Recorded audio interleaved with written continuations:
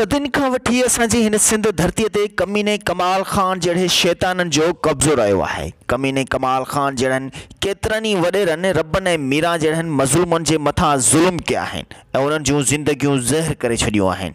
पर न ॼाण त रईस गफ़ार ख़ान जेको सदाईं पाण खे इंसाफ़ ऐं अमन जो अलमबरदार सॾाईंदो हो, उन बि वीचारी मीरा सां को बि इंसाफ़ न कयो, ना ई वरी मीरा जे अदड़ू भाउ जंहिं पाण खे गॾह चवंदो हुयो, हक़ीक़त में ई गॾह निकितो। आचर भी पंहिंजी मीरा खे इंसाफ़ ॾियारण में का भी मदद कान कई ऐं कमीनो कमाल ख़ान हर रोज़ को न को साज़िश ज़हर ज़िंदगी ड्रामे में हलाए रहियो आहे।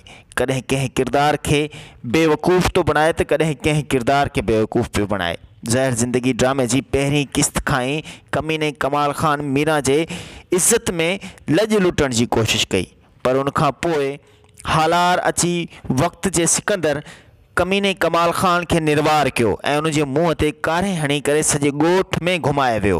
उहो हुयो रईस गफ़ार ख़ान जो पहिरीं किस्त में इंसाफ़, पर उनखां पोइ त असां रईस गफ़ार ख़ान जो को बि इंसाफ़ कोन ॾिठोसीं।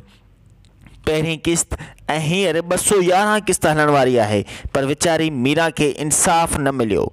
वीचारी मीरा त पंहिंजी जाइ ते, पर रॿनि जे भाउराणे जे मथां जेके ज़ुल्म थिया उनखे अधमोह करे छॾियो, उनजो बि इंसाफ़ नज़र कोन पियो अचे। आख़िर ज़हर ज़िंदगी ड्रामे लिखण वारे राइटर जो मक़सदु छा आहे? छा राइटर जो ज़हन कमु न पियो करे त जेकॾहिं वॾेरनि खे एॾी ढिर ॾिनी वई त पोइ इहे जेके असांजी सिंध धरतीअ ते ग़रीब ऐं मज़लूम माण्हू सुख जो साह पिया खणनि, इन्हनि जो त साह ई तंग थी वेंदो। ज़हर ज़िंदगी ड्रामे जी 211 किस्त थियण वारी आहे, पर वीचारी मज़लूम मीरा खे इंसाफ़ मिलण जी का भी राह असांखे ॾिसण में न पई अचे। ज़हर ज़िंदगी ड्रामे जी हर अपडेट ॾिसण लाइ ॾिसंदा सिर्फ़ु असांजी HD TV खे। अल्लाह हाफ़िज़।